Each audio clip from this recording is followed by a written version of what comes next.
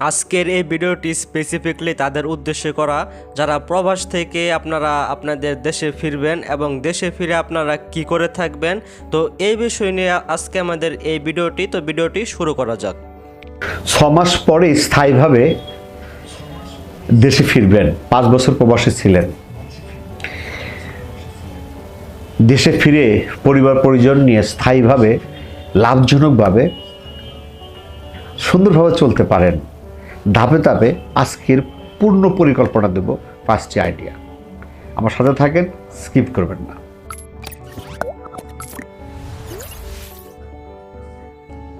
আসসালামু আলাইকুম, বিসমিল্লাহির রহমানির রহিম। প্রিয় দর্শক, আশা করি সব ভালো আছেন, সুস্থ আছেন, সুন্দর আছেন। আমাকে এক ভাই রিং করছেন যে ভাই প্রবাস থেকে, যে ভাই আমি তো আর 6 মাস আছি, 5 বছর প্রবাসে ছিলাম আর আমি থাকবো না, তো আমি কি করতে পারি। দেখেন, ওনার কথাটা ভালো লাগছে যে আসলে উনি একটা চিন্তা করতেছে, প্রবাসে আছেন, 5 বছর কষ্ট করছেন। উনি অবশ্য আমাকে বলছে যে ওনার হাতে লাখ 10 টাকাটা বাজেট আছে, কষ্ট মষ্ট করে জোগাড় করছে আর কি, ওনার কাছে আছে। তো আমার প্রথম কথা যে আসলে যারা আর 6 মাস আছেন বা 1 বছর আছেন, যারা পূর্ব পরিকল্পনায় চিন্তা ভাবনা করেন যে আসলে দেশে গিয়ে কী করবো, আমরা 5টি আইডিয়া দেবো আজকে, যে 5টি আইডিয়া আপনি পূর্ব পরিকল্পনাভাবে করতে পারেন। নাম্বার 1, দেখেন, আপনার বাসায় মা থেকে শুরু করে, ওয়াইফ থেকে শুরু করে, মা বোন বা ভাই যারা আছে, আপনার শুরুতে আপনার একটা প্রথম আইডিয়া হলো একটা মিনি গার্মেন্টস। কিন্তু প্রস্তুতি কিন্তু 6 মাস আগে থেকে। দেখেন, সেটা হলো প্রথমত আপনার যদি ফ্যামিলিতে লোক থাকে, বিশ্বস্ত যদি কেউ থাকে, ভাই ব্রাদার যাই থাকুক না কেন, বা বোন থাকে, বিয়ের ছেলে থাকে, তাদের আগে প্রস্তুতি বলতে তাদের আগে ট্রেনিং নেওয়া হবে। ট্রেনিং বলতে কোনো গার্মেন্টসে, মিনি গার্মেন্টসে তাদেরকে কাজে যোগ দেওয়া হবে। হয়তো 1 মাস সে কাজ করলো বা 2 মাস কাজ করে সে তার অভিজ্ঞতা অর্জন করার পরে আপনি তাকে 10 লাখ টাকার মধ্যে ফুলি কিন্তু দেওয়া যাবে না। আপনি তাকে হয়তো একটা গার্মেন্টসের মেশিন কিনে দিলেন, যে তুমি করার উদ্দেশ্য হলো তুমি করো, তারপরে আমি এসে সেটা বিস্তারিত দেখে আপনি বাদবাকি পরিকল্পনা নেবেন।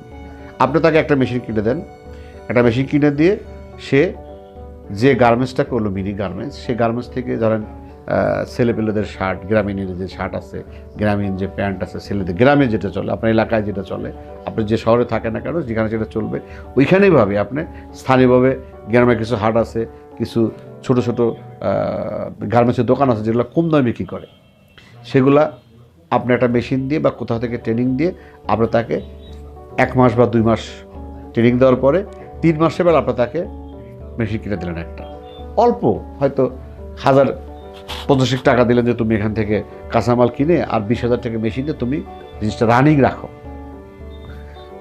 রাখো, আমি তো আসতেছি, তুমি কি অবস্থা। আর আপনার মধ্যে থেকে এখন তো হোয়াটসঅ্যাপ আছে, অনলাইনে দেখতেছে সে কী করতেছে, সে যখন শুরু করলো দেখলেন আসলে তার অবস্থা ভালো, ওকে গুড। আপনি 6 মাস পরে দেশে আসলেন, এসে আপনি তার সাথে কিন্তু আরও বড় পরিচয় শুরু করবেন ধীরে ধীরে। একবারে কিন্তু করবেন না, ধীরে ধীরে হয়তো আরেকটা মেশিন করলেন, পরে হয়তো আরেকটা মেশিন করলেন, পরে গ্রাম থেকে কিছু লেবার নিলেন, আপনার পাশে কিছু যোগ দিলেন, আপনি মার্কেটিং করতেছেন, আপনি যাকে ব্যবসা শেখাচ্ছেন সেও মার্কেটিং করতেছে।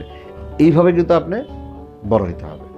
আবার আপনি ধাপ করে এসে একদম ইনভেস্ট করবেন, তা কিন্তু করা যাবে না। আপনি ইনভেস্টটা ধীরে ধীরে আপনি বড় পর্যায়ে যান। নাম্বার 2, ফার্নিচারের দোকান হলো, আপনি প্রবাসে আছেন, আপনার দেশে একই কথা, যদি দেশে কেউ থাকে, না থাকলে তো হবে না ভাই।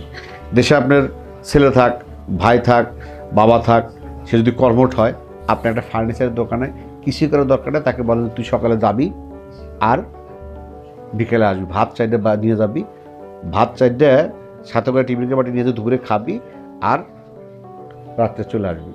উদ্দেশ্য একটাই, তাকে 1-2 মাস রাখতে হবে, সে বিজনেসটা দেখবে, পর্যালোচনা করবে, আর আপনার সাথে প্রতিদিন বা 2 দিন পর পর রাত্রে বা যখন আপনার সময় পর অবশ্যই কথা বলবেন যে ভাই এটা কী দাম বিক্রি হচ্ছে, এই ফার্নিচারটা কীভাবে তৈরি করতে হয়। তার মানে ফার্নিচারকে তৈরি করতে হয়, সেটা হলো আপনার এলাকায় যে মিস্ত্রি আছে তাদের দিয়ে ফার্নিচার তৈরি করবেন, কত জায়গা খরচ পড়ে, কীভাবে তৈরি করে, কোন মিস্ত্রিরা ভালো, আপনার ডিজাইনগুলো কোত্থেকে নিয়ে আসেন। এছাড়াও বিভিন্ন এলাকায় ফার্নিচার বিক্রি করে, সেগুলো আপনি কোত্থেকে নিয়ে আসতে হয়, ক্রয় করে নিয়ে আসলেন, কোত্থেকে নিয়ে আসলো দোকানদার ক্রয় করে, কত টাকা বিক্রি করতেছে, মাঝখানে কত টাকা লাভ করতেছে, আপনি কিন্তু জানতে পারলেন। আপনি সে ভাই হোক বাবা হোক, তাকে আপনি 2 মাস সেই দোকানে রাখেন জাস্ট পর্যালোচনা করার জন্য। আপনি হয়তো আপনার এলাকায় নাই, আর এক এলাকায় যান, যে এলাকায় আছে, যে ব্যবসাটা আপনি করতে চাচ্ছেন, আপনি 500 অ্যাডে দেবো, আপনি যাদের করতে চাচ্ছে তাদের কাছে, যেখানে আপনার আত্মীয় স্বজন আছে সেখানে যান, অথবা আত্মীয় স্বজন নাই কোথাও 1 মাস 2 মাস কথা বলে নেন যে আমি থাকবো বা আমার ভাই থাকবে, আপনার ওখানে কাজ করবে, আপনি সেখানে রাখেন, আপনি এলাকায় রাখেন, আত্মীয় মধ্যে রেখে সে ওই ব্যবসাটা জানুক। জানার পরে আপনি যখন দেশে যাবেন তার সাথে আলোচনা করবেন, ভাই তাহলে তোমার তো অর্থ, আগে তো অর্থ ছিল না, এখন কি অবস্থা, অর্থ হয়েছে, আমার কাছে তো অর্থ আছে, তাহলে কি ব্যবসা করা যায় কিনা, তখন দুজনে মিলে আপনি ব্যবসাটা শুরু করে দেবেন। এটা কিন্তু আপনার প্রবাসে থেকে আপনি আলোচনা করবেন, তারপরে দেশে এসে সাথে যোগ দিবেন। আগে কিন্তু পুরো ফুললি টাকা ইনভেস্ট করা যাবে না। নাম্বার 3, পণ্য প্যাকেজিং করে বিক্রি করা। দেখেন, আপনি প্রবাসে আছেন, আপনারা 6 মাস পর আসবেন, আপনি আজ থেকে শুরু করেন, আপনার ভাই হোক, ব্রাদার হোক, বাবা হোক, যেই হোক, তাকে দিয়ে আপনি ছোট্ট পরিসরে শুরু করেন। কী প্যাকেজিং দেন? আপনার মুড়ি প্যাকেজিংয়ের ব্যবসা আছে, ডাউলে প্যাকেজিংয়ের ব্যবসা আছে, ডাল আছে, তারপর আপনার মশলাপাতি আছে, হলুদ মরিচ গুঁড়া আছে। এই যে প্যাকেজিং ব্যবসা, যেগুলো আপনার মেশিন লাগবে না, আপনার ফ্যাক্টরি করতে হবে না। আপনি ধরেন মুড়ি ব্যবসা করবেন, আপনি জাস্ট যেখান থেকে লুজ মুড়ি বিক্রি করে সেখান থেকে নিয়ে এসে আপনার মার্কেটিং করান। অথবা ডাউল আছে, মসুর ডাউল, মাসুর ডাউল, অ্যাঙ্কার ডাউল, যত প্রকার চাউল ছোলা আছে সেগুলো লুজ ক্রয় করে নিয়ে এসে প্যাকেজিং করে বাসায় নিয়ে এসে পরিষ্কার করে সেটা প্যাকেজিং করে হাফ কেজি, 1 কেজি বা 250 গ্রাম, সেটা মুদিখানা দোকান আছে, বিভিন্ন দোকান আছে, কনফেকশনের দোকান আছে, যেগুলো সেল হয় সেগুলোতে আপনি পাইকারি বিক্রি করেন। ছোটো করে তাগাদে শুরু করেন, আপনার বাসাতে শুরু করেন। আপনি যখন সে ব্যবসা মোটামুটি একটা অবস্থা ভালো, যে না তাকে আপনি 1 লাখ টাকা দেন বা 1.5 লাখ টাকা দেন, যে আসলে ছোটো পরিসরে সে শুরু করো, সে প্যাকেজিং করে সে মার্কেটে বিক্রি করে শুরু করলো। আপনি 6 মাস পর আসলেন, আসার পর দিলেন না, আপনি একটু 6 মাস আসার পরে 1 মাস আপনি তার সাথে ট্রাই করেন, আগে ইনভেস্ট করেন না যে আসলে সে যে বিক্রি করতেছে সে কীভাবে বিক্রি করতেছে, তার কন্ডিশন কেমন হচ্ছে, তার লাভটা কেমন হচ্ছে। হ্যাঁ, তখন আপনি চিন্তা করবেন না এখন করা যায়, তখন আপনি এখানে ধীরে ধীরে, হয়তো আপনি 1 লাখ টাকা দিচ্ছেন, তারপর আপনি 1 লাখ টাকা দেন, আবার 1 লাখ টাকা দেন, আপনি ব্যবসার ভাব বুঝে ধীরে ধীরে ধীরে ধীরে ধীরে ধীরে আপনি ইনভেস্ট করে সেটাকে বড় পরিসরে নিয়ে যান। নাম্বার 4, ফার্মিং ব্যবসা। ফার্মিং বলতে আপনার যেটা বলি খামার, আপনি একটা মুরগি খামার দিলেন, ফার্মি মুরগি দেন বা টাইগার মুরগি দেন বা লেয়ার মুরগি দেন, যে মুরগি খামার দেন না কেন, আপনি ছোটো পরিসরে, এটা আপনার যদি ওয়াইফ থাকে, আপনার বোন থাকে, মা থাকে, এদের দিয়ে আপনি করতে পারেন। হ্যাঁ, আপনি তাকে বললেন বেশি দরকার নেই, তুমি ছোট যে বারান্দা আছে, আপনার বাসার বারান্দা আছে বা একটা অপজিষ্ট ঘর বসে আছে, বা একটা ছোট্ট পরিসরের ঘর তুলেন, যেখানে কিন্তু ইনভেস্ট ছাড়া, মানে কম পুঁজিতে আপনি করে কিন্তু বড় করে খামার করবেন না। আপনি ছোট করে তাকে 100 বা 200 মুরগি পালন করতে দেন, আপনার বাবাকে দেন, আপনার ভাইকে দেন, আপনার মাকে দেন, আপনার ওয়াইফকে দেন, সবাই মিলে একটা ছোট্ট পরিসরে, হয়তো আপনার 100 পিস আপনি দেশি মুরগি উঠালেন, 100 পিস ফার্মি মুরগি উঠালেন, 100 পিস টাইগার উঠালেন, 100 পিস আদার্স আর যে কোম্পানি আছে সেগুলো উঠালেন, অস্ট্রেলিয়া উঠালেন। উঠানোর পরে দেখবেন এই যে আপনি 4 কোয়ালিটি, 4টা একটি জায়গায় 4টা ছোটো ছোটো ছোটো ছোটো করে উঠালেন। তারা কি হলো, তারা কিন্তু এখান থেকে ক্রস বলতে আপনি, তারা কিন্তু এখান থেকে কোর্সটা কমপ্লিট করলো, মানে ট্রেনিংটা কমপ্লিট করলো। হ্যাঁ, তারা আসলে পালতে পারে, তারা খাওয়াতে জানে, তাদের মনোযোগ আছে। আপনি ফাইন করে তারা 1টা বা 2টা গরু পাললেন বা 3টা গরু দিলেন, গরু পালো, গাভী দেখবা, ষাঁড় দিয়ে গরু পালা দিয়ে শুরু করলেন। বড় কিন্তু দেওয়া যাবে না, ছোট পরিসরে, মানে জাস্ট আমি চাচ্ছি যে তাদেরকে দিয়ে আপনি ট্রেনিং করান, আর আপনি দেশে এসে তাদের কাছ থেকে ট্রেনিং নেবেন, নিয়ে আপনি টুকটুক টুকটুক করে বড় করবেন। আমি বলতে চাচ্ছি যে আপনি যখন প্রস্তুতি নিলেন, আপনাকে তো সেই প্রস্তুতি নিতে হবে।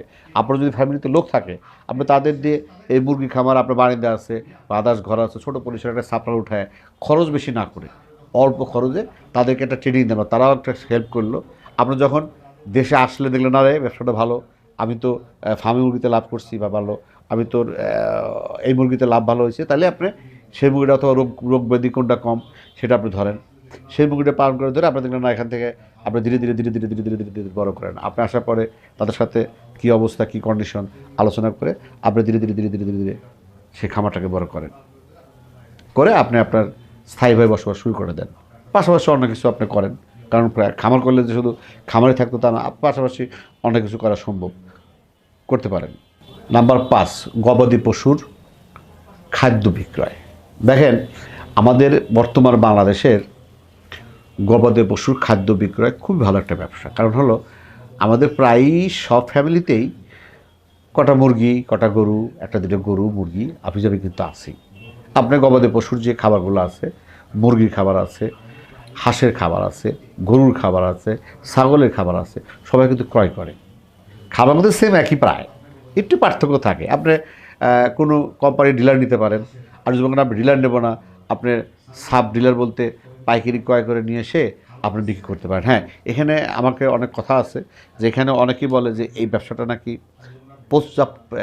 এখানে এখানে একটা কথা আছে, অনেকে বলে যে এই ব্যবসা নাকি পর্যাপ্ত বাকি যায়। এখন দেখেন, ব্যবসা তো ভাই লাভ লস আছে, ব্যবসা তো বাকি কম বেশি করতে, সেটা সিদ্ধান্ত আপনি নেবেন যে আপনার এলাকা ভিত্তিক, যে আসলে আপনার এলাকা ভিত্তিক যে গবাদি পশু যারা পালন করে তারা আসলে কেমন বাকি নেয়, সেটা আপনি ম্যানেজ করতে পারবেন কি না, সেটা সহ্য করতে পারবেন কি না, বা আপনি বাকি দিলেন সেটাও কিন্তু খেয়াল করতে হবে যে আপনি বাকি দিচ্ছেন কীভাবে দিচ্ছেন, বা বাকি ছাড়া ব্যবসা করতে পারবেন কি না।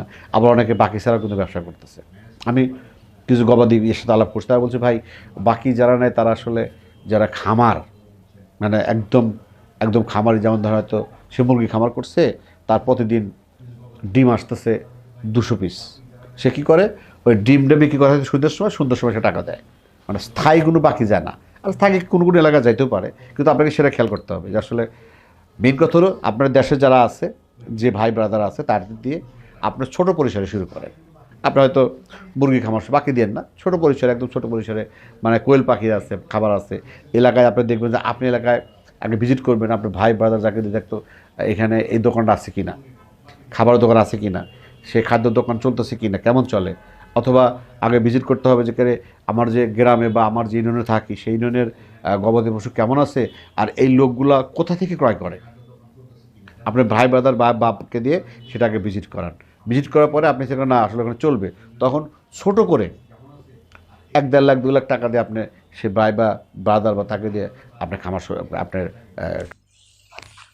তো সম্মানিত ভিউয়ার্স, তো যারা ভিডিওটি শেষ পর্যন্ত দেখেছেন তাদেরকে অসংখ্য ধন্যবাদ। তো এখনও যারা আমাদের এই চ্যানেলটি সাবস্ক্রাইব করেন না, অবশ্যই চ্যানেলটি সাবস্ক্রাইব করে নিন।